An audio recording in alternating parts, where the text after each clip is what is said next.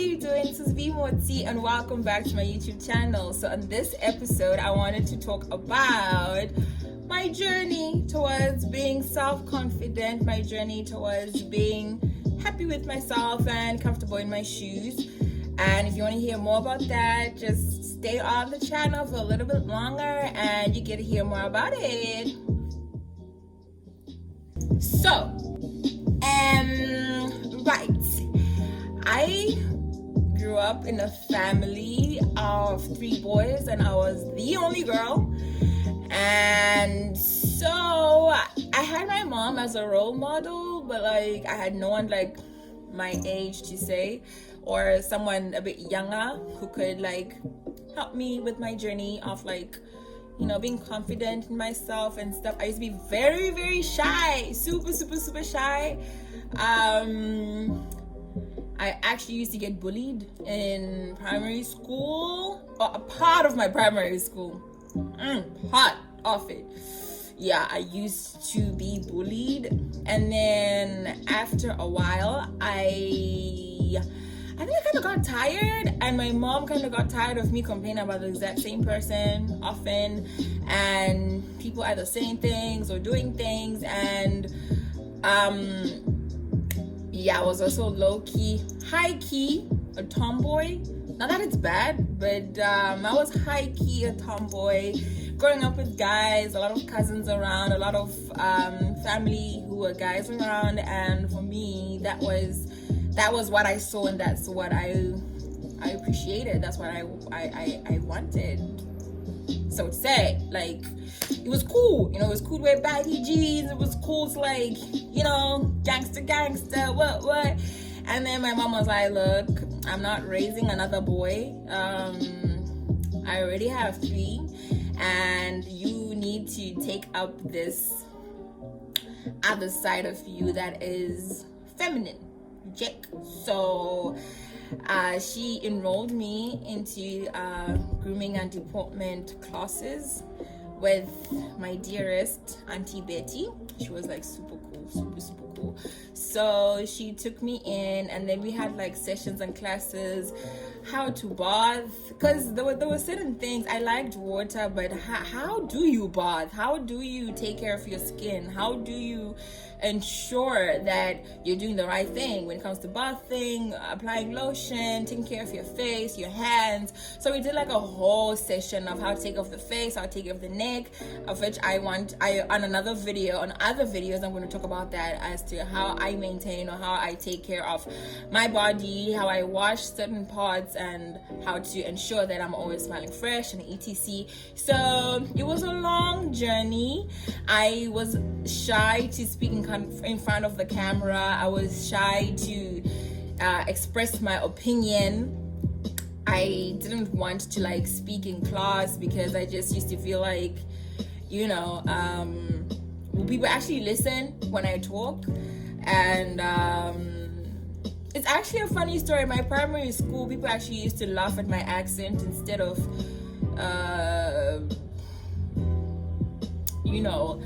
just accepting it as it was.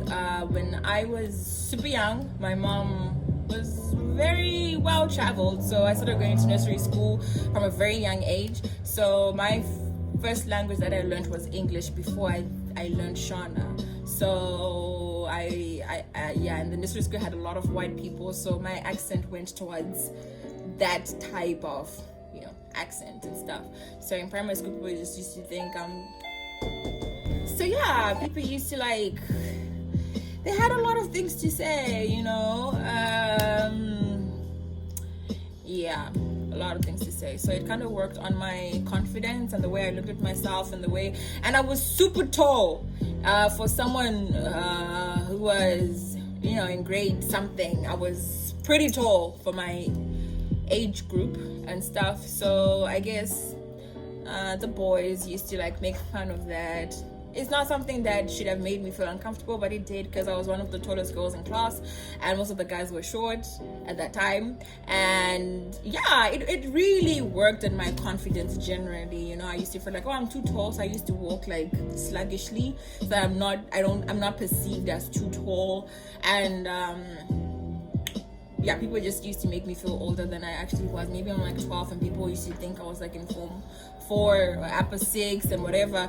And it's not supposed to be something that was bad, but either way, nonetheless, rather, it worked on my confidence and how I looked at myself and how I tried to put myself together. And I used to shy away from opportunities or platforms that made me speak in front of people and stuff. So my mom, opposite of that. My mom is outspoken. She speaks her mind. She says, as it is. If she's not happy, she's not happy, and she'll say it. Then they don't think she's gonna go like round in circles before she says what's on her mind. She just literally is like, hey bruh, this is not working, fix this, fix that.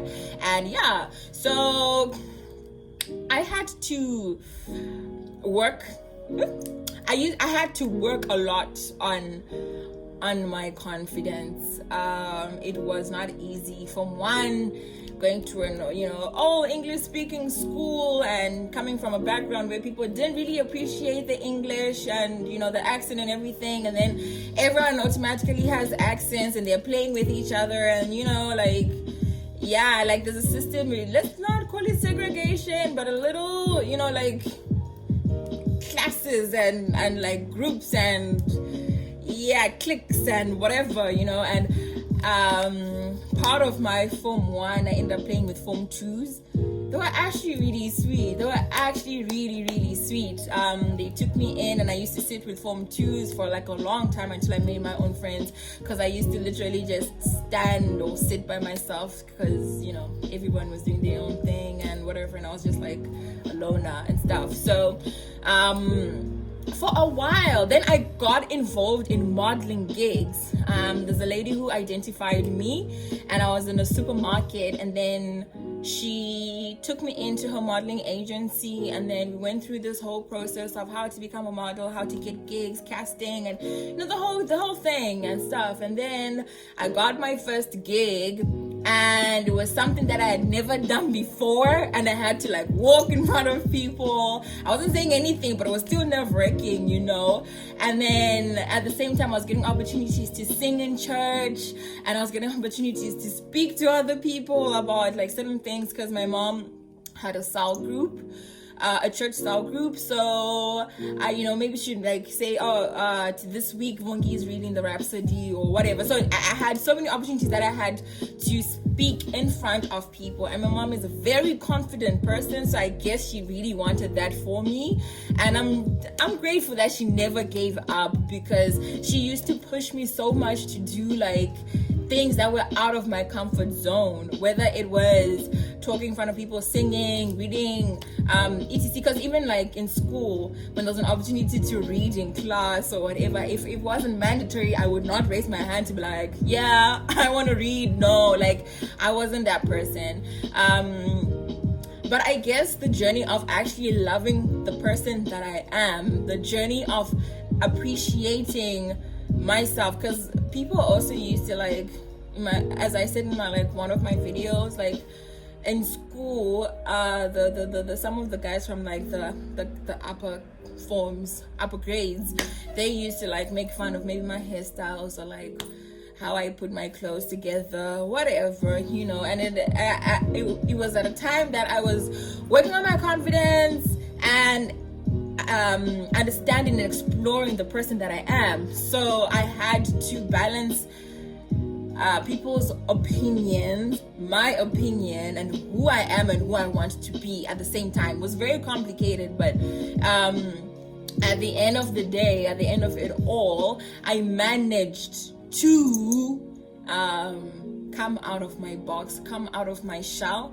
come out of my comfort zone to be able to do certain things that I'm very proud to do these days. Like without even thinking twice, I can do certain things, and I'm really grateful for my mom, who actually put in effort and energy and like she was the pushing force behind the person that I am today, because like maybe going to church and she'd buy me heels, and then I'm like, oh, but I'm already too tall.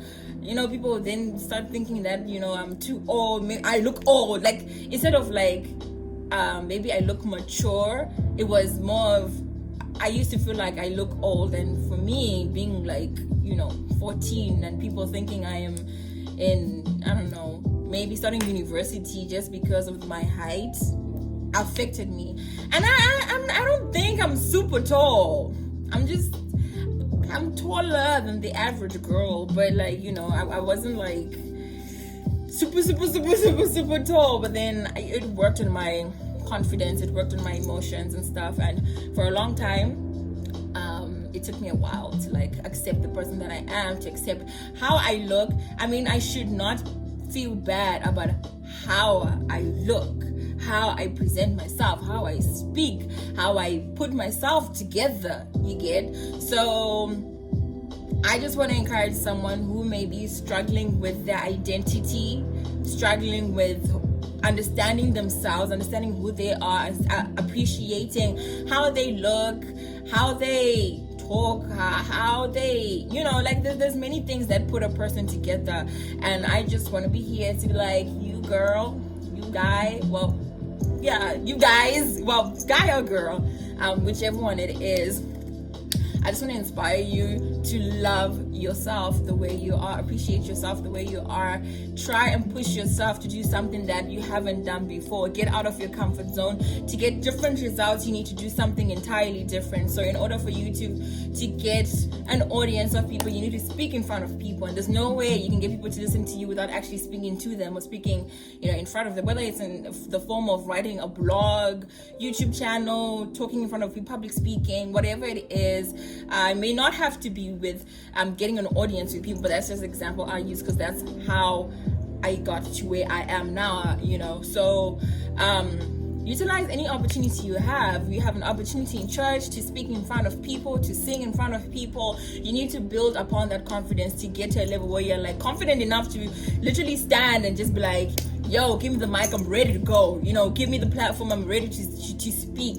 You know, even if it's an impromptu speech, you can do it. And I believe everybody has a talent, everybody has a gift, and the only way that you can utilize that gift and utilize the opportunities that come your way is through practicing it with a smaller audience, with a smaller crowd. And then eventually you build upon your portfolio that such that you'll be able to speak in front of people, sing in front of people, do your coding thing, you know, whether it's in front of people or not, but you know, you'll be able to do certain things confidently because you've been practicing and building upon that brand or building upon the person that you want to become, you know, bettering or ensuring that your talent has been made better. So yeah, thank you so much for watching my YouTube video. I hope I inspired somebody to, you know, to come out of their comfort zone, come out of their cocoon and so shine, because everybody has a talent, everybody has a gift, and we are just waiting to see, you know, the world is waiting to see what it is you have to offer. And that's all I had to share today. Make sure you like, subscribe, and comment. God bless you guys, and I'll check you out in my next video. Bye.